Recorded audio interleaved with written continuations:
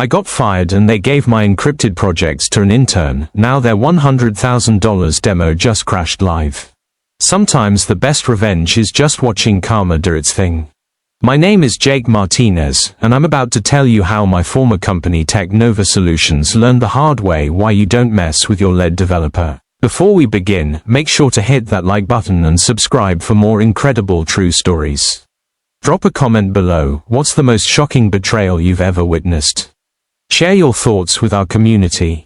At 28, I thought I had it made. 3 years grinding at Tech Nova, building their flagship inventory management software from scratch.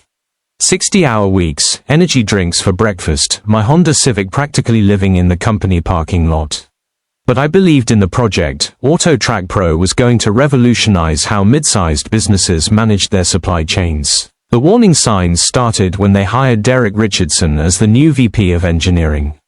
Fresh MBA, zero coding experience, but he had that corporate smile and buzzword vocabulary that made executives weak in the knees.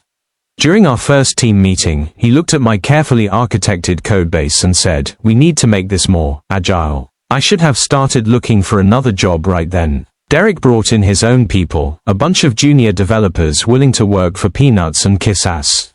Meanwhile, he started micromanaging every line of code I wrote. Stand-up meetings became interrogations. My technical decisions were questioned by people who couldn't tell JavaScript from Java. The final straw came during the quarterly review. I'd just finished implementing the encryption protocols for client data, military-grade security that took me 2 months to perfect. Derek presented my work to the board as his own vision, claiming he'd guided the technical direction while I was just executing his strategy. That night, I updated my resume and started backing up my personal projects. Something told me this wasn't going to end well, but I had no idea just how spectacularly it would all blow up.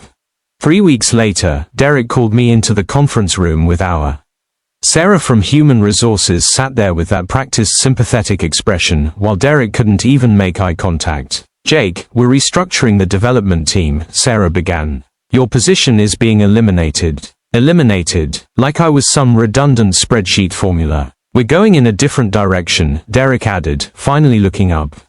"More collaborative, less territorial about code ownership." Territorial. I'd built their entire system. But they had their story straight: budget cuts, new priorities, standard corporate doublespeak.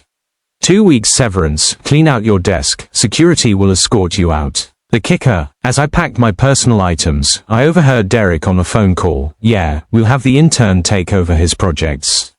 Marcus is sharp, MIT computer science." How hard could it be? Marcus Chen. Nice kid, brilliant actually, but he was a sophomore with exactly 6 weeks of professional experience. They were handing him my 3 years of work like it was a homework assignment. I left my company laptop on Derek's desk with a smile. "Good luck with the demo next month," I said. The $100,000 presentation to Walmart's procurement team, the make-or-break moment that would determine Tech Nova's future. Derek just smirked. "Don't worry about us, Jake. We'll be fine." As security walked me to my Civic, I thought about the encryption keys buried deep in my code. The ones that protected every database transaction, every API call, every critical function of AutoTrack Pro. The ones that were hard-coded with my personal authentication protocols. They'd figure it out eventually, wouldn't they? 2 days after my termination, my phone buzzed with a text from Maria Santos, my former teammate who'd somehow survived Derek's purge. "Jake, are you home? I need to talk." An hour later, Maria sat in my kitchen, nervously stirring her coffee. "They're panicking," she said. "Marcus can't access half the system. Derek's been screaming at everyone, saying you must have sabotaged something before you left." I almost laughed. Sabotage. I'd built that system exactly to spec: secure, encrypted, bulletproof. It wasn't my fault Derek never bothered to understand how it worked. "The demo's in 3 weeks, Maria continued.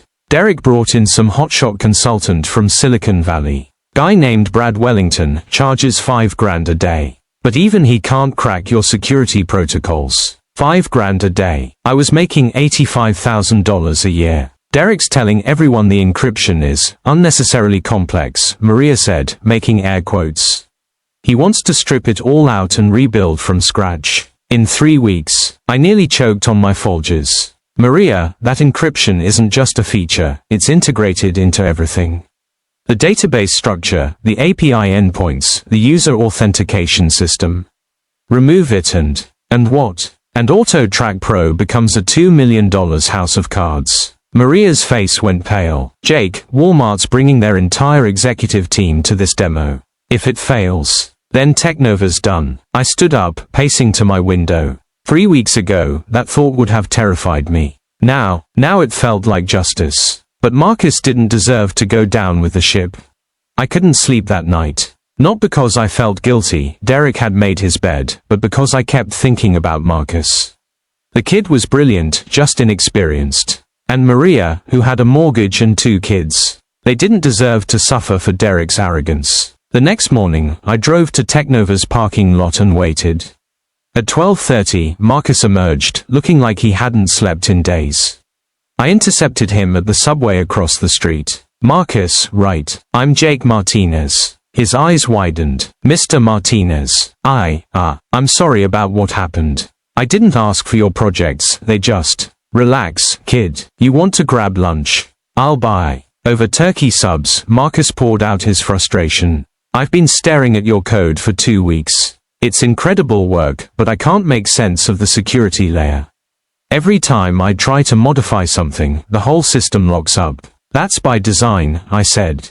Enterprise-level security isn't just about passwords, Marcus. It's about creating a web of authentication that validates every single transaction. Derek keeps saying it's overcomplicated. That we should just use basic SSL and call it good. I nearly choked on my Italian BMT. Basic SSL, for financial data. Marcus, Walmart processes millions of transactions daily. One security breach and they'll sue Technova into oblivion. The kid nodded miserably. I tried explaining that, but Derek says you were just showing off, and that real programmers keep things simple. Real programmers. I'd spent 2 months researching federal compliance standards, studying banking-level encryption protocols, ensuring our system could handle anything from hackers to hardware failures.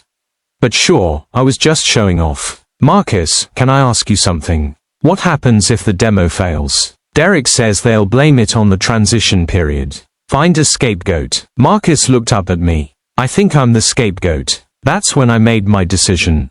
I spent the weekend thinking. Derek wanted to play games. Fine, but I wasn't going to let Marcus and Maria pay the price for his incompetence. Monday morning, I created a new email account and sent an anonymous message to Brad Wellington, the consultant. Subject line, Technical Documentation, AutoTrack Pro Security Architecture. The email contained a detailed breakdown of my encryption system, not the source code, but a roadmap explaining why each security layer existed and how they interconnected.